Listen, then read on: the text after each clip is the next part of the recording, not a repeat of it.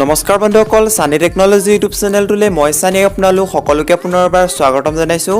তো বন্ধু বান্ধৱীসকল, আজি সন্ধিয়া আপোনালোকৰ বাবে নটাকৈ গুৰুত্বপূৰ্ণ খবৰ ওলাই আহিছে। গোটেইকেইটা খবৰে আপোনালোকৰ বাবে বহুতেই গুৰুত্বপূৰ্ণ। তো সম্পূৰ্ণকৈ ভিডিঅ'টো শেষলৈকে স্কিপ নকৰাকৈ চাই থাকক। তো বন্ধু বান্ধৱীসকল, এতিয়ালৈকে যদি ভিডিঅ'টো লাইক কৰা নাই প্লিজ এটা লাইক কৰিব, ভিডিঅ'টো শ্বেয়াৰ কৰিব আপোনালোকৰ ফ্ৰেণ্ডসকলৰ মাজত। আৰু এতিয়ালৈকে যদি চেনেলটো ছাবস্ক্ৰাইব কৰা নাই প্লিজ ছাবস্ক্ৰাইব কৰি ছাইডত থকা যিটো বেল আইকন আছে প্ৰেছ কৰি অল অপশ্যনটোত ক্লিক কৰিব। মই যেতিয়া আপোনালোকৰ বাবে এনেকুৱা ধৰণৰ ভিডিঅ'সমূহ দিম তেতিয়া আপোনালোকে সকলোতকৈ ফাৰ্ষ্টত নটিফিকেশ্যনসমূহ পাই থাকিব। তো বন্ধু বান্ধৱীসকল, আহক ভিডিঅ'টো আৰম্ভ কৰোঁ। বন্ধু বান্ধৱীসকল, আজি সন্ধিয়াৰ প্ৰথমটি খবৰে হৈছে এটা ডাঙৰ খবৰ, এটা গুৰুত্বপূৰ্ণ খবৰ। আপোনাৰ চাৰিচকীয়া বাহনখনত লগালেনে এইসমূহ ডিভাইচ বাধ্যতামূলক হ'ব অক্টোবৰ মাহৰ পৰা। অহা অক্টোবৰ মাহৰ পৰা কেন্দ্ৰীয় চৰকাৰে বহুকেইটা নিয়ম বলবৎ কৰাৰ সম্ভাৱনা আছে। প্ৰতিদিনেই পথ দুৰ্ঘটনাত বহু লোকে প্ৰাণ হেৰুৱাবলগীয়া হয়। পথ দুৰ্ঘটনা হ্ৰাস কৰিবলৈ অহা অক্টোবৰ মাহৰ পৰা কেন্দ্ৰীয় চৰকাৰে বহুকেইটা নিয়ম বলবৎ কৰাৰ সম্ভাৱনা আছে। জানিব পৰা মতে সুৰক্ষিত ড্ৰাইভিঙৰ বাবে অহা অক্টোবৰ মাহৰ পৰা চাৰিচকীয়া বাহনত লগাব লাগিব বহুকেইটা নতুন ডিভাইচ। অহা অক্টোবৰ মাহৰ পৰা দেশত বলবৎ হ'ব বাহন সুৰক্ষাৰ বাবে বহুকেইটা নতুন ব্যৱস্থা। দুৰ্ঘটনা হ্ৰাসৰ লগতে সুৰক্ষিত যাত্ৰাৰ বাবে কেন্দ্ৰীয় চৰকাৰে বাহন সুৰক্ষাৰ ক্ষেত্ৰত বহুকেইটা নতুন ব্যৱস্থাৰ প্ৰৱৰ্তন কৰিছে। ইয়াৰ আধাৰতে আপোনাৰ গাড়ীখনত লগাব লাগিব বহুকেইটা নতুন ডিভাইচ। ইয়াৰ বাবে ইতিমধ্যে কেন্দ্ৰীয় চৰকাৰে গ্ৰহণ কৰিছে যাৱতীয় পদক্ষেপ। আপোনাৰ যাত্ৰাকালত লগত থাকিব লাগিব পামচাৰ ৰিপেয়াৰ কিট। এই ব্যৱস্থা থাকিলে চালকে গাড়ীত অতিৰিক্ত চকা লৈ ফুৰাৰ প্ৰয়োজনীয়তা নাথাকিব। ইয়াৰ উপৰিও গাড়ীত লগাব লাগিব টায়াৰ প্ৰেছাৰ মনিটৰিং ছিষ্টেম। এই ডিভাইচে গাড়ীৰ চকাত পাম্প কমিলে চালকক সতৰ্ক কৰি দিব, দুৰ্ঘটনা হোৱাৰ পৰা ৰক্ষা কৰিব বুলি অনুমান কৰিব পাৰি। সেইদৰে গাড়ীত লগাব লাগিব ৰিভাৰ্ছ পাৰ্কিং ডিভাইচ। এই ডিভাইচে গাড়ী বেক কৰোঁতে বা পাৰ্কিং কৰাৰ সময়ত কাষত কোনো লোক বা অন্যান্য সামগ্ৰী থাকিলে চালকক সতৰ্ক কৰিব। গাড়ীত লগাব লাগিব গ্লিচিং গ্লাছ। ই যাত্ৰা অধিক আৰামদায়ক কৰি তুলিব। গ্লিচিং গ্লাছে গাড়ীৰ ভিতৰভাগ শীতল কৰি ৰাখিব।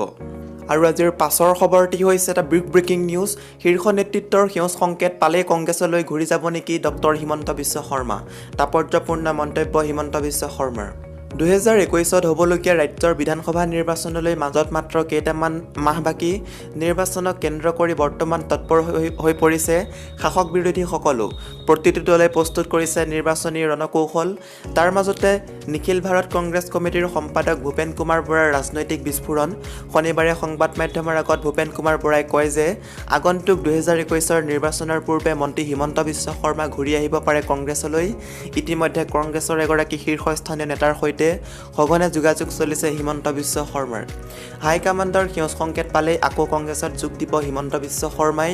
ভূপেন বৰাৰ এই মন্তব্যৰ পিছতে ৰাজ্যৰ ৰাজনৈতিক মহলত তীব্ৰ প্ৰতিক্ৰিয়াৰ সৃষ্টি হৈছিল।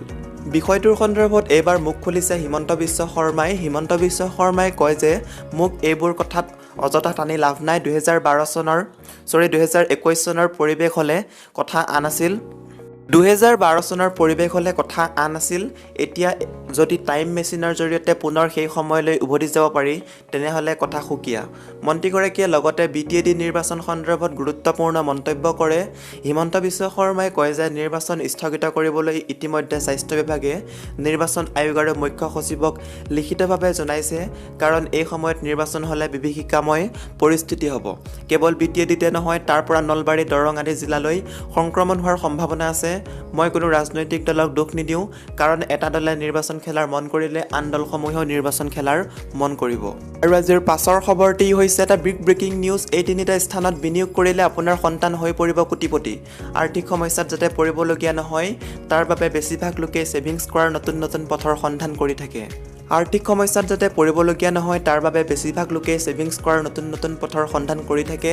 নিজৰ লগতে সন্তানৰ ভৱিষ্যত আৰ্থিকভাৱে সুৰক্ষিত কৰি ৰাখিবলৈ বিশেষভাৱে গুৰুত্ব দিয়ে অভিভাৱকে। বিনিয়োগ কৰাৰ সময়ত বিভিন্ন দিশ ভালদৰে চালি জাৰি চোৱাও দৰকাৰ। মনত ৰাখিব লাগিব যে সন্তানৰ কিমান বয়সত কি বস্তুৰ দৰকাৰ হ'ব, সন্তানৰ জীৱনৰ লক্ষ্য হিচাপ কৰি বিনিয়োগ কৰা উচিত। পাব্লিক প্ৰভিডেণ্ট ফাণ্ডত সন্তানৰ ভৱিষ্যতৰ বাবে বিনিয়োগ কৰিব পাৰি। PPF ইনভেষ্ট কৰাৰ বাবে এটা জনপ্ৰিয় স্কিম। সন্তানৰ নামত এই একাউণ্ট অভিভাৱকে খুলিব পাৰে।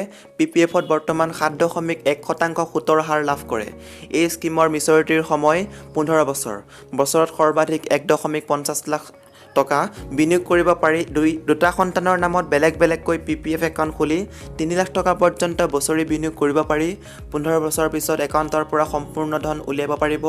আনহাতে ইনভেষ্টমেণ্ট 5ৰ পৰা 5 বছৰলৈও বঢ়াবও পাৰিব।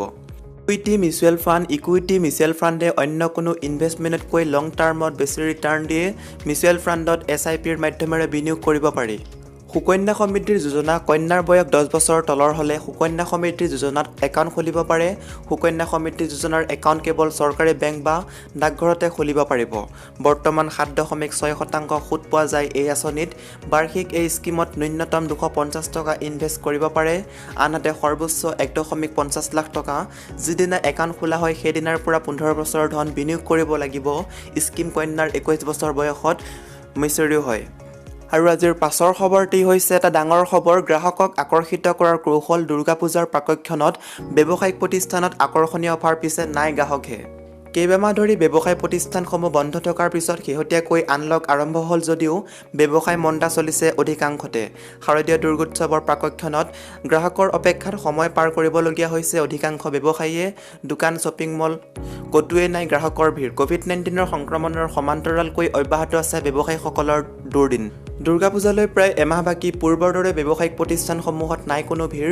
যোৰহাটৰ অন্যতম কাপোৰৰ বিক্ৰী প্ৰতিষ্ঠান চিল্কালয়ত ডিছকাউণ্ট দিয়াৰ পিছতে ইয়াত গ্ৰাহকৰ ব্যাপক ভিৰ দেখিবলৈ পোৱা যায়। কিন্তু এইবাৰ চিল্কালয়ত ৰেহাই মূল্যত কাপোৰ বিক্ৰী কৰি থকাৰ পিছতো নাই গ্ৰাহকৰ ভিৰ। একাংশ ব্যৱসায়ীৰ মতে কাপোৰ কিনিবলৈ বৰ্তমান গ্ৰাহকসকলক অধিক আগ্ৰহী নহয়। মানুহৰ হাতত বৰ্তমান ধনৰ অভাৱ আৰু কাপোৰ অত্যাৱশ্যকীয় সামগ্ৰী নহয়। গতিকে মানুহে কাপোৰক বৰ্তমান বিশেষ গুৰুত্ব দিয়া নাই। এইবাৰ দুৰ্গা পূজাতো এই পৰিৱেশ সলনি নহয়। ব্যৱসায় মন্দা হোৱাটো নিশ্চিত। চিল্কালয়ৰ এগৰাকী স্বত্বাধিকাৰী অৰবিন্দই এনেদৰে কয়। আনহাতে অধিকাংশ কাপোৰৰ দোকানত বহাগ বিহুৰ বাবে অনা কাপোৰে বিক্ৰী নহ'ল। গ্ৰাহকৰ অভাৱৰ বাবে এইবাৰ পূজাৰ বাবে নতুন সামগ্ৰী অনাৰ ৰিস্ক ল'বলৈ ভয় কৰিছে ব্যৱসায়ীসকলে। কাৰণ পূজাৰ পিছতে আৰম্ভ হ'ব শীতকাল। ইয়াৰ পাছৰ খবৰটি হৈছে এটা ব্ৰেকিং নিউজ। SBIৰ 40 কোটি গ্ৰাহকৰ বাবে গুৰুত্বপূৰ্ণ খবৰ। সলনি হ'ল ATMৰ পৰা ধন উলিওৱাৰ নিয়ম। লগতে আৰু কেইটামান ডাঙৰ খবৰ জানি লওক কি নিয়ম সলনি কৰিছে ভাৰতীয় ষ্টেট বেংকে। দেশৰ সৰ্ববৃহৎ পাব্লিক ছেক্টৰ বেংক ভাৰতীয় ষ্টেট বেংকে চলিত মাহত বহুকেইটা নিয়ম সালসলনি কৰিছে। এই সালসলনি ডিপজিটৰ পৰা ATMৰ পৰা টকা উলিওৱালৈকে সালসলনি কৰা নিয়মৰ প্ৰভাৱ পৰিব বেংকটোৰ গ্ৰাহকৰ ওপৰত। আপুনি ষ্টেট বেংকৰ গ্ৰাহক যদি এই খবৰ আপোনাৰ বাবে জৰুৰী। দিনে দিনে বাঢ়িছে ATMৰ পৰা ধন আত্মসাৎ কৰাৰ ঘটনা। গতিকে এইবাৰ ATMৰ পৰা টকা উলিওৱাৰ নিয়ম সলনি কৰা হৈছে। এতিয়াৰ পৰা 24/7 OTP বেছড ATMৰ পৰা টকা উলিওৱাৰ সুবিধা দিব ষ্টেট বেংকে। 18 ছেপ্টেম্বৰৰ পৰা সমগ্ৰ দেশৰ ATMতে এই নতুন নিয়ম আৰম্ভ হৈছে। ইয়াৰ আগতে কেৱল নিশা 8 বজাৰ পৰা পুৱা 8 বজা পৰ্যন্ত 10,000 টকাতকৈও বেছি উলিয়ালে OTPৰ প্ৰয়োজন হৈছিল। ষ্টেট বেংকে নিজৰ গ্ৰাহকৰ বাবে লোন ৰিষ্ট্ৰাকচাৰৰ সুবিধা দিয়াৰ বাবে শীঘ্ৰে ডিজিটেল প্লেটফৰ্ম লঞ্চ কৰিব। এই প্লেটফৰ্মত ঠিক কৰা হ'ব কোন গ্ৰাহকে কিমান দিনৰ বাবে SBI লোন মৰাটৰিয়াম লাভ কৰিব। চলিত মাহৰ শেষৰ ফালে এই প্লেটফৰ্ম মুকলিৰ সম্ভাৱনা। আনহাতে জ্যেষ্ঠ নাগৰিকৰ বাবে স্পেচিয়েল ফিক্সড ডিপজিট স্কিমত ধন বিনিয়োগ কৰাৰ অন্তিম তাৰিখৰ সীমা আগবঢ়োৱা হৈছে। মে' মাহত জ্যেষ্ঠ নাগৰিকৰ বাবে ভাৰতীয় ষ্টেট বেংকে SBI WeCare senior citizens term deposit scheme আৰম্ভ কৰিছিল। অহা 31 ডিচেম্বৰলৈকে বৃদ্ধি কৰা হৈছে অন্তিম সময়সীমা। সেইদৰে আকৌ এবাৰ FDত সুতৰ হাৰ হ্ৰাস কৰিলে ষ্টেট বেংকে। 2 কোটি টকাতকৈ কম 1-2 বছৰ ৰিটেইল ডমেষ্টিক টাৰ্ম ডিপজিটৰ সুতৰ হাৰ 0.20% হ্ৰাস কৰা হৈছে। নতুন সুতৰ হাৰ 10 ছেপ্টেম্বৰৰ পৰা আৰম্ভ হৈছে। আৰু আজিৰ পাছৰ খবৰটি হৈছে এটা ডাঙৰ খবৰ। পঢ়ি থকা বিদ্যালয়ত নহয় ঘৰৰ ওচৰৰ যিকোনো বিদ্যালয়তে ছাত্ৰ ছাত্ৰীয়ে গ্ৰহণ কৰিব পাৰিব পাঠ, জনালে মন্ত্ৰী হিমন্ত বিশ্ব শৰ্মাই। কৰোনা মহামাৰীৰ ফলত বন্ধ হৈ থকা ৰাজ্যৰ শিক্ষানুষ্ঠানসমূহ অৱশেষত অহা 21 ছেপ্টেম্বৰৰ পৰা আকৌ আৰম্ভ হ'ব। ইয়াৰ বাবে ৰাজ্য চৰকাৰে জাৰি কৰিছে কেতবোৰ বিশেষ নীতি নিৰ্দেশনা। চৰকাৰে নিৰ্ধাৰণ কৰি দিয়া নিয়ম নীতি পালন কৰি বিদ্যালয়লৈ আহিব লাগিব শিক্ষক শিক্ষয়িত্ৰীৰ লগতে ছাত্ৰ ছাত্ৰী। দুটা ভাগত ভাগ কৰি নৱমৰ পৰা দ্বাদশ শ্ৰেণীলৈকে চলিব পাঠদান। কিন্তু বিদ্যালয়ত ছাত্ৰ ছাত্ৰীৰ উপস্থিতি বাধ্যতামূলক নহয়। শনিবাৰে মন্ত্ৰী হিমন্ত বিশ্ব শৰ্মাই এই সন্দৰ্ভত বিশেষ কিছুমান গুৰুত্বপূৰ্ণ মন্তব্য কৰে। বিদ্যালয়লৈ ছাত্ৰ ছাত্ৰী অভিভাৱকৰ অনুমতি সাপেক্ষে আহিব পাৰিব। অভিভাৱকে অনুমতি নিদিলে ঘৰতে অনলাইনৰ জৰিয়তে ছাত্ৰ ছাত্ৰীয়ে গ্ৰহণ কৰিব পাৰিব পাঠ। ইফালে হোষ্টেল খোলাৰ সন্দৰ্ভতো এই পৰ্যন্ত কোনো ধৰণৰ সিদ্ধান্ত লোৱা নাই বুলি মন্ত্ৰী হিমন্ত বিশ্ব শৰ্মাই জনায়। আনহাতে ছাত্ৰ ছাত্ৰীয়ে নিজৰ সুবিধাৰ প্ৰতি লক্ষ্য ৰাখি নিজ নিজ অঞ্চলৰ যিকোনো এখন বিদ্যালয়তে শিক্ষা গ্ৰহণ কৰিব পাৰিব বুলিও শনিবাৰে ঘোষণা কৰে মন্ত্ৰী হিমন্ত বিশ্ব শৰ্মাই। এতিয়া এনে বহু প্ৰত্যাহ্বানৰ মাজেৰে বিদ্যালয়ত ছাত্ৰ ছাত্ৰীয়ে কিদৰে পাঠদান গ্ৰহণ কৰিব সেয়া 21 ছেপ্টেম্বৰ পিছতে স্পষ্ট হৈ পৰিব। আৰু আজিৰ পাছৰ খবৰটি হৈছে লকডাউনত ভাৰতত চাকৰি হেৰুৱাইছে 60 লাখ উচ্চপদস্থ কৰ্মচাৰীয়ে। কেৱল শ্ৰমিকসকলেই কাম হেৰুৱাইছে এনে নহয়, লকডাউনৰ সময়ত ভাল চাকৰি কৰ্মৰত 60 লাখ কৰ্মচাৰীয়ে হেৰুৱাইছে চাকৰি। Centre for monitoring Indian economy CMIA নামৰ সংস্থাৰ শেহতীয়া প্ৰতিবেদনত প্ৰকাশ পাইছে এই তথ্য। ইয়াত যোৱা মে' মাহৰ পৰা আগষ্টলৈকে তথ্য সন্নিৱিষ্ট কৰা হৈছে। উল্লেখ্য যে যোৱা মাৰ্চ মাহৰ পৰা শেষৰ পিনে কৰোনাৰ সংক্ৰমণৰ বাবে ভাৰতত প্ৰধানমন্ত্ৰী নৰেন্দ্ৰ মোদীয়ে লকডাউন ঘোষণা কৰিছিল। সংস্থাটোৱে জানিবলৈ দিয়া মতে শিক্ষক, চিকিৎসক, অভিযন্তা, একাউণ্টেণ্ট, বৃত্তিধাৰীলৈকেও চাকৰি হেৰুৱাইছে। জুন মাহত আৰম্ভ হোৱা আনলকৰ পাছতো থকা বহু বাধা নিষেধ তথা স্থানীয় পৰ্যায়ৰ লকডাউনৰ ফলত অৰ্থনীতিৰ গতি মন্থৰ হৈ পৰিছে।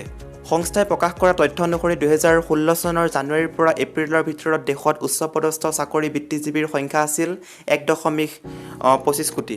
2019 মে' আগষ্টত সেয়া 1.88 কোটিলৈ বৃদ্ধি পাইছিল। সেইদৰে 2019 ছেপ্টেম্বৰ ডিচেম্বৰত এই সংখ্যা হয় গৈ 1.87 কোটি। তাৰ পাছত 2020 জানুৱাৰীৰ পৰা এপ্ৰিল মাহত এই সংখ্যা 1.81 কোটিলৈ হ্ৰাস পায়। ইয়াতো কৰোনাৰ লকডাউনৰ আংশিক প্ৰভাৱ লক্ষ্য কৰা যায়। কিন্তু 2020 মে'ৰ আগষ্টলৈকে এনে চাকৰিজীৱীৰ সংখ্যা হ্ৰাস পাই হৈছেগৈ 1.22 কোটি, অৰ্থাৎ কৰোনাৰ লকডাউনৰ ফলত 59 লাখ বৃত্তিজীৱীয়ে চাকৰি হেৰুৱাইছে। 2016ৰ পাছত ইমান কম সংখ্যক লোক বৃত্তিগত ক্ষেত্ৰখনত কৰ্মৰত নাছিল। এই পৰিসংখ্যাই তথাপি কেৱল কোনো সংস্থাত চাকৰি কৰিছিল তেওঁলোককে সামৰি লৈছে। কিন্তু আত্মনিয়োজনত আত্মনিৰ্ভৰ জড়িতসকলৰ কি অৱস্থা হৈছে সেয়া এই প্ৰতিবেদন পোহৰলৈ অহা নাই। বিগত বছৰটোৰ একেই সময়খিনিৰ তুলনাত এইবাৰ প্ৰায় 64 লাখ চাকৰি কমিছে, নিবনুৱা 26% বৃদ্ধি পাইছে। আৰু আজিৰ শেহতীয়া খবৰটি হৈছে ব্যক্তিগত ৰেল কোম্পানীলৈ সুযোগ চৰকাৰৰ। ভাৰতৰ ৰেলখণ্ডত ব্যক্তিগত কোম্পানীয়ে সেৱা আৰম্ভ কৰিলে যাত্ৰী ভাড়া নিজেই নিৰ্ধাৰণ কৰিব। ৰেলখণ্ডত বিনিয়োগকাৰীসকলক উৎসাহিত কৰিবলৈ প্ৰধানমন্ত্ৰী মোদীয়ে এই সিদ্ধান্ত গ্ৰহণ কৰিছে। আজি ভাৰতৰ ৰেলৰ বৰ্ডৰ অধ্যক্ষ VK যাদৱে সংবাদ মাধ্যমক জনাইছে এই তথ্য। স্মতব্য যে দেশখনত ৰেল ভাড়া ৰাজনৈতিকভাৱে এক স্পৰ্শকাতৰ বিষয়। দেশত প্ৰতিদিনে ৰেলত অহা যোৱা কৰে অষ্ট্ৰেলিয়াৰ মুঠ জনসংখ্যাৰ সমসংখ্যক যাত্ৰী। শেহতীয়াকৈ ৰেলত ব্যক্তিগত বিনিয়োগকাৰীৰ বাবে পথ মুকলি কৰি দিছে চৰকাৰে। আৰু আজিৰ শেহতীয়া খবৰটি হৈছে 2021ত আকৌ সৰ্বানন্দ সোণোৱালৰ নেতৃত্বত হ'ব বিজেপি চৰকাৰ। ৰাম মাধৱ। সমগ্ৰ 2021 বিধানসভা নিৰ্বাচনৰ দিন চমু চপাৰ লগে লগে ব্যাপক তৎপৰতা বাঢ়িছে ৰাজনৈতিক দলসমূহৰ মাজত। আগন্তুক নিৰ্বাচনত বিজেপিৰ মুখ্যমন্ত্ৰী পদৰ প্ৰাৰ্থী কোন হ'ব তাতলৈও চলিছে ব্যাপক চৰ্চা। এনে চৰ্চাসমূহ চলি থকাৰ সময়তে পুনৰবাৰ মুখ্যমন্ত্ৰী সোণোৱালৰ নেতৃত্বতে অসমত আগন্তুক নিৰ্বাচনী ৰণত নামিব বুলি বিজেপিৰ ৰাষ্ট্ৰীয় সাধাৰণ সম্পাদক তথা উত্তৰ পূৰ্বাঞ্চলৰ প্ৰভাৰী ৰাম মাধৱে মন্তব্য কৰিছে। ৰাম মাধৱৰ মতে অসমৰ জনতাৰ হাতত সমৰ্পণ হৈ ৰাজ্যত বিজেপি চৰকাৰ 5 বছৰ চলিল। আশা কৰোঁ সৰ্বানন্দ সোণোৱালৰ আৰু তেওঁৰ টীমটোক অসমৰ মানুহে আৰু আশীৰ্বাদ দিব। যেনেকৈ নৰেন্দ্ৰ মোদীক 2014ৰ তুলনাত 2019ত যেনেকৈ অধিক ভোট দি চৰকাৰ বনোৱাত সহায় কৰিছিল, ঠিক সেইদৰে অসমতো সৰ্বানন্দ সোণোৱালৰ নেতৃত্বত বিজেপিক অধিক ভোট দি 5 বছৰ শাসন কৰাৰ সুযোগ দিব। ইয়াৰ পৰা স্পষ্ট হয় যে 2021 নিৰ্বাচনত বিজেপিৰ মুখ্যমন্ত্ৰী পদৰ প্ৰাৰ্থী হ'ব সৰ্বানন্দ সোণোৱাল। পুনৰবাৰ বিজেপিয়ে সোণোৱালকে মুখ্যমন্ত্ৰী পদৰ প্ৰাৰ্থী হিচাপে প্ৰক্ষেপ কৰাৰ লগতে তেওঁৰ নেতৃত্বত বিজেপিয়ে 2021 নিৰ্বাচনী ৰণডংকা বজাব। তো বন্ধু বান্ধৱীসকল, আজিৰ এই ভিডিঅ'টোৰ মাধ্যমেৰে আপোনালোকক বহুকেইটা গুৰুত্বপূৰ্ণ খবৰ দিব চেষ্টা কৰিলোঁ। যদি খবৰকেইটা শুনি ভাল লাগিছে, লাইক কৰিব, শ্বেয়াৰ কৰিব, চেনেলটো ছাবস্ক্ৰাইব কৰি ছাইডত থকা বেল আইকনটো প্ৰেছ কৰিব একেবাৰে নাপাহৰিব এনেকুৱা ধৰণৰ ৰেগুলাৰ খবৰসমূহ পাই থাকিবলৈ। তো বন্ধু বান্ধৱীসকল, আজিলৈ বাই বাই। আকৌ এটা নেক্সট ভিডিঅ'ত লগ পাম। জয় আই অসম।